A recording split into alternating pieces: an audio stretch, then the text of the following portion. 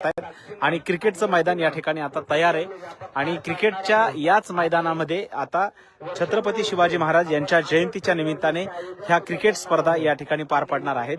तर या ठिकाणी हा संपूर्ण मैदान आहे आणि या ठिकाणी अचानकपणे आजचा हा दौरा या ठिकाणी ठरलेला आहे आणि अवघ्या काही क्षणातच मनोज दादा जरांगे पाटील या ठिकाणी येत आहेत। दादांचं आगमन काही क्षणातच या ठिकाणी होत आहे आणि दादांच्या स्वागतासाठी आपण बघतोय की ह्या क्रेनच्या माध्यमातून एक प्रचंड मोठा असा हा हार या ठिकाणी आणलेला आहे आणि दादांचं जबरदस्त स्वागत करण्याची तयारी या ठिकाणी या वायबटवाडीकरांनी केलेली आहे।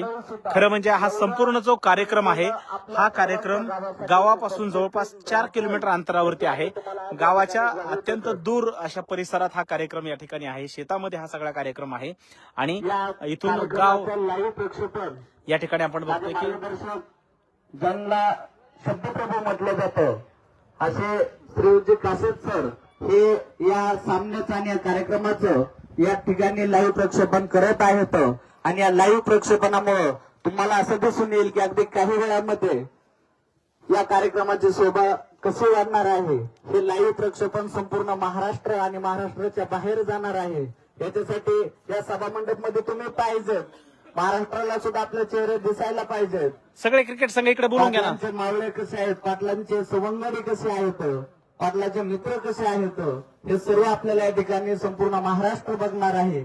यासाठी सर्वांनी आजूबाजूच्या परिसरामध्ये जर शेतामध्ये काम करणारे सुद्धा कोणी जर शेतकरी बांधव असतील या सर्वांनी सुद्धा या मोजपिंपळगाव फाट्यावर तिकडचे क्रिकेट कार्यक्रमासाठी यायचं। क्रिकेट संघ बाबळीच्या झाडाखाली बसलेला क्रिकेटचा संघ परत एकदा आपल्याला विनंती करतो, आपण सर्वांनी समोर यायचंय।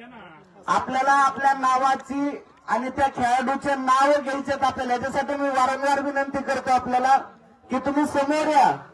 आपला संघ कोण आहे, आपल्या संघाचे कोण कोण कर्णधार आहे, संघामध्ये कोणते खेळाडू आहेत हे सर्व या मान्यवरांना दिसलं पाहिजे, माहिती झालं पाहिजे आणि लाईव्ह प्रक्षेपण या ठिकाणी सुरू आहे। नक्कीच येणाऱ्या काळामध्ये स्पर्धेचं निमित्त आणि स्पर्धेचं आयोजन करण्याचा मागचा हेतू आहे। आपल्या बीड तालुक्यामधून सर्वसामान्य घरातला सुरेश दासांचा मुलगा आता रणजी क्रिकेट खेळतो, वैभव सूर्यवंशी सारखा 15-16 वर्षाचा खेळाडू IPL मध्ये जाऊन खेळतो, अंडर 90 सारखा आताच भारताला एक पारितोषिक भेटलं। तसेच या वायबटवाडी मोचपिंपळगाव किंवा या पाली सर्कल मधला सुद्धा एखादा खेळाडू नक्कीच वर जाऊ शकतो।